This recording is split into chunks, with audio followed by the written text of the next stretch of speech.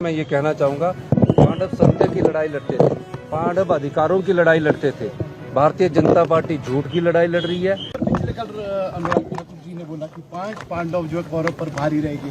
आपकी देखो, 5 गुटों में भाजपा अपने आप को क्या कह रही है उस पर भी मैं कहना चाहता हूँ।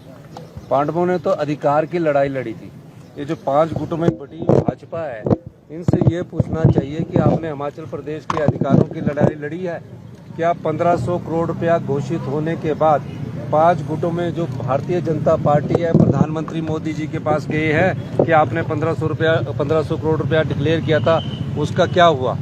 ये सिर्फ दिखावे के लिए है। एक बार भी प्रदेश में जब से आपदा आई है, 2023 में आपदा आई थी, इन्होंने विधानसभा में प्रस्ताव लाया, उस प्रस्ताव के वॉकआउट में खड़े हुए, और अब ये सिर्फ अपनी नाकामी को छुपाने के लिए आपको कलयुग के पांडव के रूप में अपने आप को प्रदर्शित करने की कोशिश कर रहे हैं। मैं ये कहना चाहूँगा, पांडव सत्य की लड़ाई लड़ते थे, पांडव अधिकारों की लड़ाई लड़ते थे।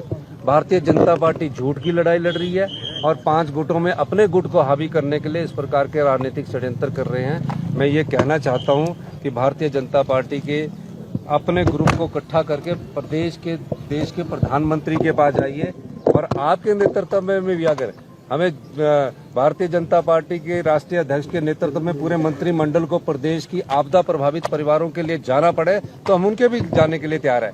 ये तो सिर्फ ध्यान बांटने के लिए लुकतियां याद कर लेते हैं और उसके बाद अपने आप को बड़ा साबित करने की कोशिश करते हैं। अब पिछले दिनों जयराम जी ने कहा कि इतने बड़ा नेता है तो सीटें जिता के भी लाइए। मैंने थोड़ी कहा, वो गुट में ही बटी हुई बात थी। अब अनुराग ठाकुर जी के मंडी में नारे लग रहे थे कि भविष्य का नेता कैसा हो, तो उस भविष्य के नेता में उनके नारे जब लग रहे थे, जो जयराम जी ने कहा कि ठीक है, जयराम ठाकुर जी ने भी ठीक कहा कि मैं 10 में से 9 सीटें जिता के रहा हूं। तो गुट में तो भारतीय जनता पार्टी बनी है, ध्यान बांटने के लिए इस प्रकार की बात कर रहे हैं। और मेरा ये मानना है कि भारतीय जनता पार्टी को प्रदेश हित की बात करनी चाहिए, प्रदेश के अधिकारों की बात करनी चाहिए। और पिछली जयराम सरकार ने जो प्रदेश की संपदा को नीलाम किया है, उसके हम तथ्य आपके सामने लाने जा रहे हैं और निश्चित तौर पर हम बताएंगे कि भारतीय जनता पार्टी ने कहां प्रदेश की संपदा को केंद्र सरकार की डबल इंजन की सरकार कह के अपने अधिकार बेचे हैं। धन्यवाद।